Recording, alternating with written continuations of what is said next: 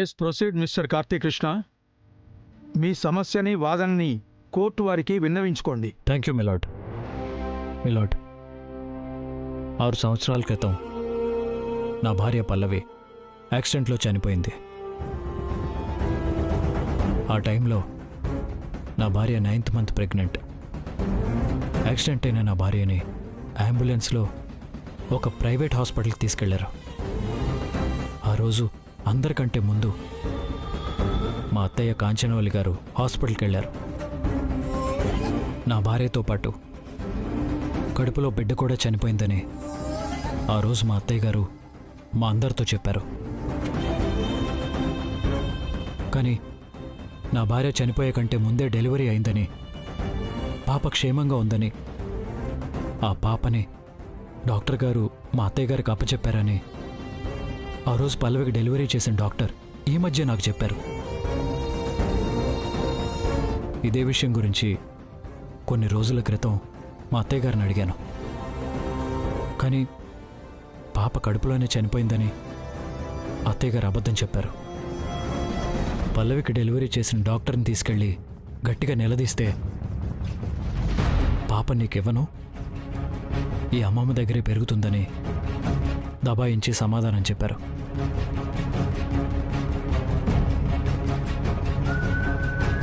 కనీసం నా కన్న కూతురు ఎలా ఉంటుందో, ఎక్కడుంటుందో చెప్పడానికి కూడా నిరాకరించారు. మిలాడ్, నా రక్తం పంచుకు పుట్టిన నా కన్న బిడ్డని నాకు ఇప్పించవలసిందిగా మిమ్మల్ని వేడుకుంటున్నాను. కాంచనవల్లి గారు, డిఎస్పి కార్తీక్ కృష్ణ మీ మీద చేసిన ఆరోపణలకి మీ సమాధానం? అతనికి పాప పుట్టిన విషయాన్ని తెలియనివ్వకుండా మీరు దాచిపెట్టడం నిజమేనా? కన్న కూతుర్ని అప్పగించమని అడిగితే మీరు ఇవ్వనని చెప్పడం నిజమేనా? నిజమే యువర్ ఆనర్.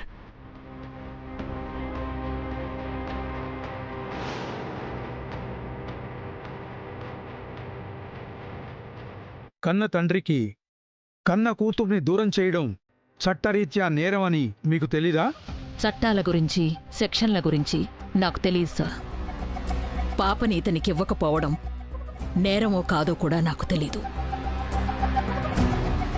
కానీ ఆ రోజు, ఆ క్షణం నేను ఆలోచించింది ఒక్కటే.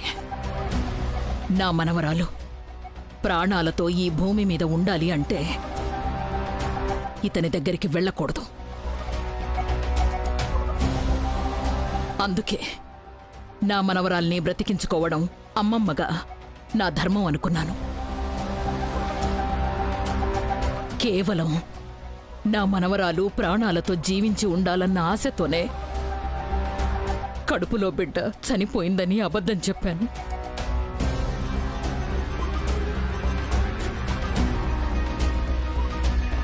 అందుకే కూతురుందన్న విషయం ఇతనికి తెలియకుండా దాచిపెట్టాను.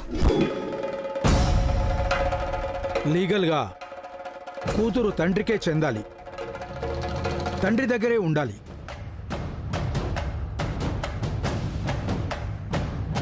మరి కన్న కూతుర్ని అతనికి అప్పగిస్తే ఆ పాప ప్రాణాలతో ఉండదనే మీ ఆరోపణకి కారణం? ఈ లోకంలో లేని నా కన్న కూతురే కారణం యువర్ ఆనర్.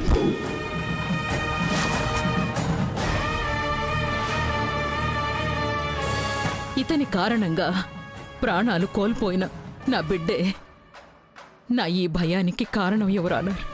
ఇతని కారణంగా మీ అమ్మాయి ప్రాణాలు కోల్పోయిందా? కాస్త వివరంగా చెప్పండి. అవును యువర్ ఆనర్. ఇతను ప్రేమ పేరుతో నా కూతుర్ని మాయ చేశాడు. లేదు యువర్ ఆనర్, నేను చనిపోయిన భార్య పల్లవి ప్రేమించుకున్నాం. మిస్టర్ కార్తీక్, ఆవిడ్ని చెప్పనివ్వండి. కాంచనవల్లి గారు, you proceed. Thank you sir. నా కూతుర్ని ఇతనికిచ్చి పెళ్లి చేయడానికి నేను ఒప్పుకోలేదు. దాంతో ఇతను నా కూతుర్ని బలవంతంగా నా కళ్ల ముందు నుంచి, మా ఇంట్లో నుంచి తీసుకుని వెళ్ళి పెళ్లి చేసుకున్నాడు. సంవత్సరం తిరగకుండానే నా కూతురు శవమైంది. అందుకు కారణం ఇతని అక్క అయిన సకల.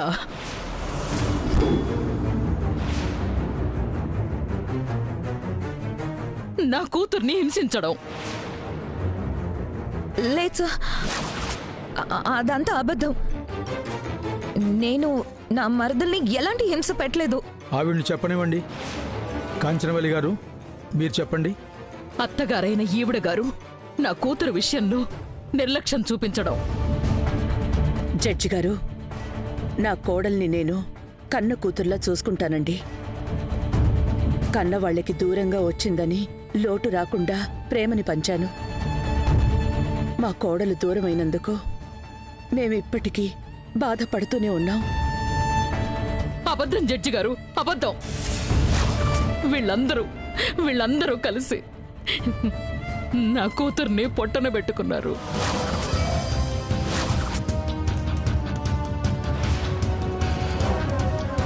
మరి అలాంటి కుటుంబంలోకి, అలాంటి మనుషుల మధ్యకి నా మనవరాల్ని ఏ విధంగా పంపించగలను? వీళ్ల కారణంగా నా కూతురికి పట్టిన గతి నా మనవరాలికి పట్టదని గ్యారంటీ ఏంటి? ఆ భయంతోనే, కేవలం ఆ భయంతోనే నా మనవరాలి ఆచూకీ వీళ్ళకి తెలియనివ్వకుండా దాచిపెట్టారు జడ్జి గారు. మీ కూతురు ప్రాణాలు పోవడానికి వీళ్ల కుటుంబమే కారణమనే ఆధారాలు ఏమైనా ఉన్నాయా? 6 ఏళ్లుగా నేను అనుభవిస్తున్న కడుపు కోతే సాక్ష్యం జడ్జి గారు. ఏడ్చి ఏడ్చి ఇంకిపోయిన నా కన్నీళ్లే సాక్ష్యాధారాలు జడ్జి గారు. చూడండి, నేరం చేసినట్టు నిరూపించే సాక్ష్యాలు, ఆధారాలు కోర్టుకు కావాలి.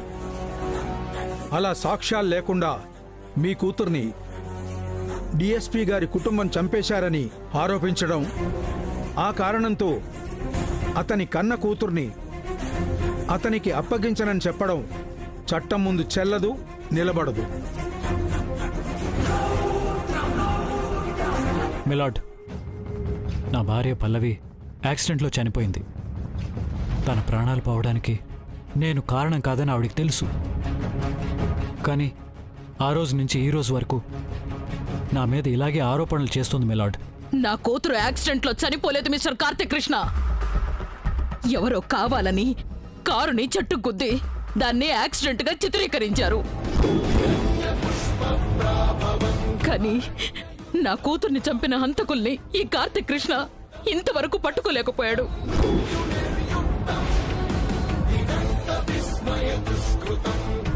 ఇదే విషయం గురించి నేను ఎస్పీ గారికి ఇతని మీద కంప్లైంట్ ఇచ్చాను సార్. దాంతో పల్లవిని చంపిన హత్యా నేరాన్ని ఇతని 2వ భార్య అయిన రాధిక మీద మోపాడు. ఆ రాధికని ఇతను అరెస్ట్ చేయాలని చూసేసరికి ఆ అమ్మాయి ఇంట్లో నుంచి వెళ్ళిపోయింది. చెయ్యని నేరాన్ని మోస్తూ ఆ రాధిక ఇప్పుడు ఎక్కడుందో ఎవ్వరికీ తెలియక అజ్ఞాతవాసంలో బ్రతుకుతోంది. లేదు మిలాడ్, ఇవన్నీ అబద్ధాలు. పల్లవి మరణం వెనకాల రాధిక ప్రమేయం ఉన్నట్టు కొంతమంది ప్రత్యక్ష సాక్షులు చెప్పారు. దాంతో విచారణ కోసం తన్ని అదుపులోకి తీసుకోవాలనుకున్నాను. లేదు జడ్జి గారు, ఇతను చెప్పేవి ఏవి నిజాలు కాదు. ఈ కార్తిక్ కృష్ణ రాధిక ఇంట్లోంచి వెళ్ళిపోవడానికి కారణమయ్యాడు. కావాలంటే ఆ రాధిక తల్లి అమ్మకుట్టి ఆమె అన్నయ్య భార్గవ్ని ఒకసారి విచారించండి సార్. నిజాలు మీకే తెలుస్తాయి. అమ్మకుట్టి, భార్గవ్,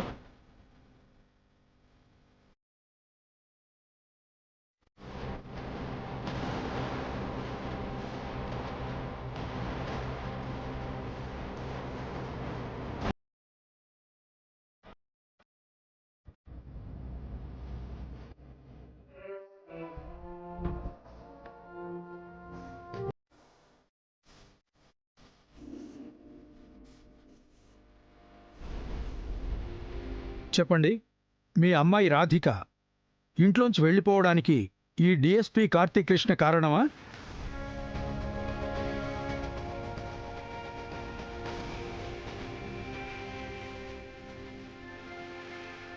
భయపడాల్సిన అవసరం లేదు. కోర్టులో ధైర్యంగా చెప్పండి, ఏం జరిగింది? అయ్యా జడ్జి గారు, మేము ఎవరి మీద ఆరోపణలు చేయటం లేదా, మా బాధని చెప్పుకుంటాం. దయచేసి అర్థం చేసుకోండి. చెప్పండి.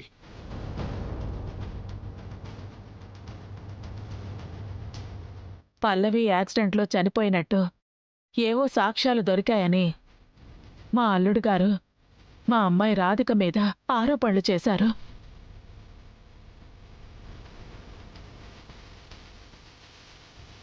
కానీ మా చెల్లెలు ఎలాంటి తప్పు చేయలేదు సార్.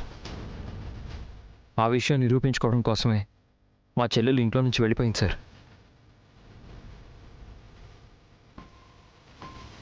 మా రాధిక బయటకు వస్తే నిజానిజాలు బయటకు వస్తాయి. పల్లవి గారి మరణం వెనుకున్న అసలు దోషులు బయటకు వస్తారు సార్.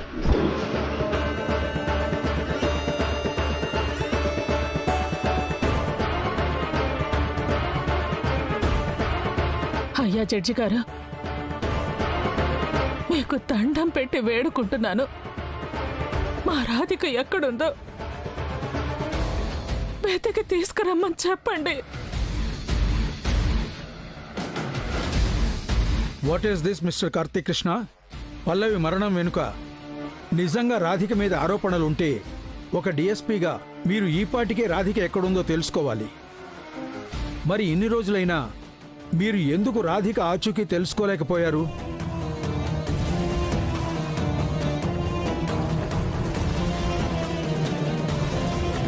సారీ మిలార్డ్, పారిపోయిన వాళ్ళని పట్టుకోవచ్చు, కానీ కావాలని దాక్కున్న వాళ్ళని పట్టుకోవడం కాస్త కష్టంగా మారింది. మిస్టర్ కార్తీక్, కోర్టుకి సంజాయిషీలు చెప్పకండి. రాధిక ఎక్కడుందో ఉన్న పళంగా వెతికి పట్టుకోండి.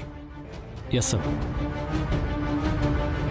ఈ కాంచనవల్లిని, మా మనవరాల్ని మాకు అప్పగించమని చెప్పండి. మా మనవరాల్ని కళ్ళల్లో పెట్టుకుని చూసుకుంటాం. జడ్జి గారు, మా మనవరాలంటే మా కుటుంబానికి ప్రాణం, మా వారసురాలు. ఈ కాంచనవల్లి ఆరోపించినట్టు మా మనవరాల్ని మేమెందుకు చంపుకుంటామండి? ఈవిడ ఆరోపణలో నిజం లేదు, అర్థం అంతకన్నా లేదు. దయచేసి మా మనవరాల్ని మాకు అప్పగించండి. తేలని కేసుకు ముడిపెట్టి నా కన్న కూతురు నాకివ్వను అంటాం చట్టరీత్యా నేరం. అందుకని నా కన్నబిడ్డ నాకు అప్పగించేలా కాంచనవల్లి గారిని ఆదేశించమని మిమ్మల్ని కోరుకుంటున్నాను. జడ్జి గారు, అతని కన్న కూతుర్ని అతనికి అప్పగించడానికి నాకెలాంటి అభ్యంతరమూ లేదు. కన్న కూతురి మీద అతనికి ప్రేమ ఉన్నట్టే నా మనవరాలి మీద నాకు ప్రేమ, బాధ్యత ఉన్నాయి. ఆల్రెడీ వీళ్ల కారణంగా నా కూతుర్ని పోగొట్టుకున్న భయంలో ఉన్నాను కాబట్టి వీళ్ళని నమ్మి ధైర్యం చేసి నా మనవరాల్ని వీళ్ళకి అప్పగించలేను.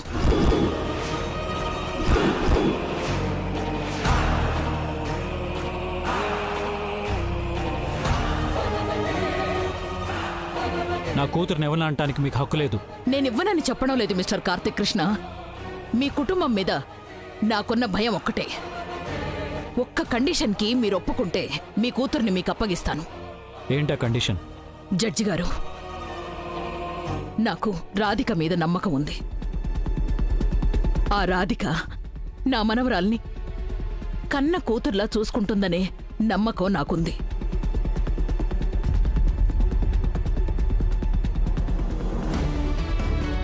అందుకే రాధిక ఆ ఇంట్లో ఉంటే నా మనవరాల్ని వీళ్లకప్పగించడానికి నాకెలాంటి అభ్యంతరమూ లేదు.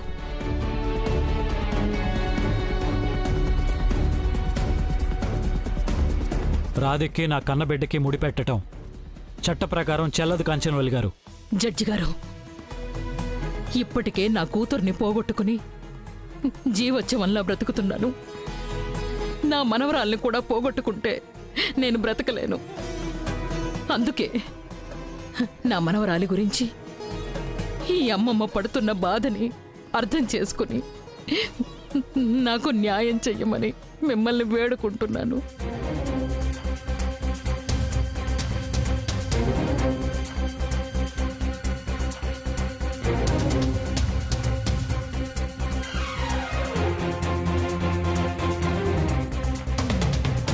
కన్న కూతురి కోసం కార్తీక్ చేసిన వాదనలో న్యాయం ఉంది. అలాగే మనవరాలి గురించి కాంచనవల్లి గారు పడుతున్న బాధలో మానవత్వం ఉంది. అందుకే ఇరువురి వాదనలు విన్న తరువాత డిఎస్పీ కార్తీక్ కృష్ణకి కోర్టు 3 రోజులు గడువు ఇవ్వడం జరుగుతోంది. ఆ 3 రోజుల్లోగా తన రెండవ భార్య రాధికని కోర్టులో ప్రవేశపెట్టాలని, కాంచనవల్లి గారి దగ్గర నుంచి తన కన్న కూతుర్ని తీసుకోవాలని డిఎస్పీ కార్తీక్ కృష్ణని కోర్టు వారు ఆదేశించడం అయినది.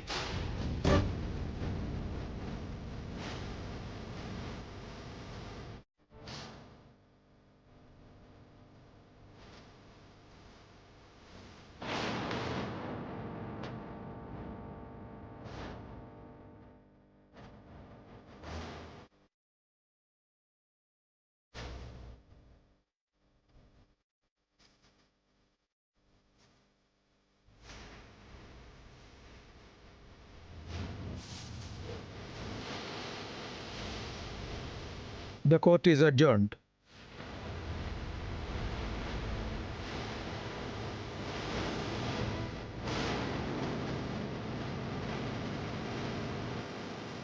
అయ్యో, నేను ఈ రూపంలో ఆయన ముందుకు వెళ్ళలేను. జడ్జి గారేమో 3 రోజుల్లో రాధికను పట్టుకోమంటున్నారు. భగవంతుడా, ఏం చేయాలి?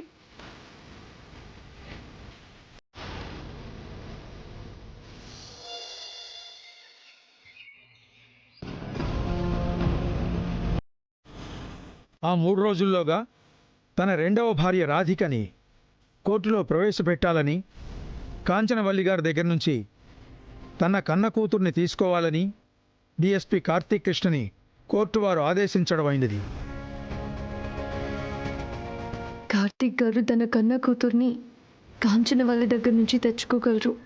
కానీ ఈ రూపంలో ఉన్న నేనే రాధికనని కోర్టుకి ఎలా వెళ్ళాలి? అందరినీ ఎలా రప్పించాలి?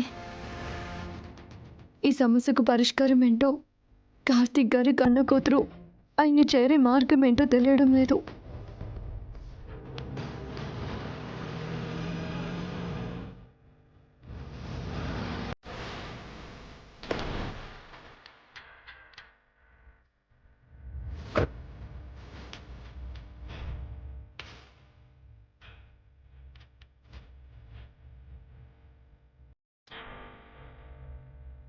కోర్టు ఇచ్చిన 3 రోజుల గడువు లోపల ఆ కార్తీక్ కృష్ణ రాధికని కోర్టుకు తీసుకొచ్చినా తీసుకొస్తాడు. అందుకే ఈలోపే స్వీటీని ఈ దేశం దాటించేయాలి.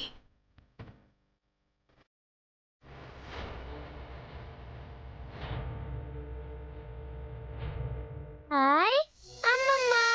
స్వీటీ, అమ్మమ్మ తల్లి,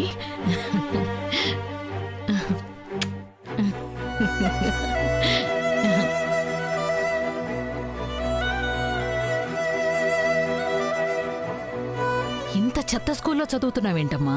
ఇది చెత్త స్కూల్ కాదమ్మమ్మ, చాలా మంచి స్కూల్. ఇక్కడ నాకు టీచర్ ఫ్రెండ్ ఉంది. నాకు చాలా బాగా చదువు చెప్తుంది. నాకు ఫ్రెండ్స్ కూడా ఉన్నారు. ఇదిగో వీళ్ళే. నేను బాగా చదువుకుంటున్నాను తెలుసా? ఫ్రెండు లేదు, గిండు లేదు. ఇలాంటి చీప్ స్కూల్లో నువ్వు ఉండడానికే వీల్లేదు. నిన్ను వేరే స్కూల్కి తీసుకెళ్తాను. పద, రా వెళ్దాం. అమ్మమ్మ లేదు, డాడీ నన్ను ఇక్కడే జాయిన్ చేశారు. ఈ స్కూల్ నాకు చాలా బాగా నచ్చింది. నేను ఇక్కడే చదువుకుంటా. అయినా డాడీ అంటే డాడీ. అలా ముక్కు మొహం తెలియని వాళ్ళని డాడీ అని పిలవచ్చా? తప్పు. ఇంకెప్పుడు అలా పిలవకు. అది కాదమ్మమ్మ, మరేమో డాడీకి నేనంటే చాలా చాలా ఇష్టం. నన్ను సొంత కూతుర్లా చాలా ప్రేమగా చూసుకుంటున్నాడు. అంతేకాదు నేనే నీ నాన్ననని నన్ను డాడీ అని పిలువని నాకు చెప్పాడు. స్వీటీ రోజు రోజుకి ఆ కార్తిక్ కృష్ణకి బాగా దగ్గరైపోతోంది. ఇలాగే వదిలేస్తే వాణ్ణే కన్న తండ్రి అని మనసులో బలంగా అనుకుంటుంది. ఆ ప్రేమలో పడిపోయి నన్ను మర్చిపోయినా మర్చిపోతుంది. అమ్మా బంగారు తల్లి, మనం మన ఇంటికి వెళదాం పద. ఇక నుంచి నువ్వు ఆ పోలీస్ ఇంట్లో ఉండొద్దు. ఇంతకు ముందులా మన ఇంట్లో మనిద్దరం ఉందాం. హాయిగా హ్యాపీగా ఉండొచ్చు. ఓకేనా? ఆహా లేదు, నేను డాడీ వాళ్ళ ఇంట్లోనే ఉంటాను. కావాలంటే నువ్వు కూడా అక్కడికి వచ్చేయి.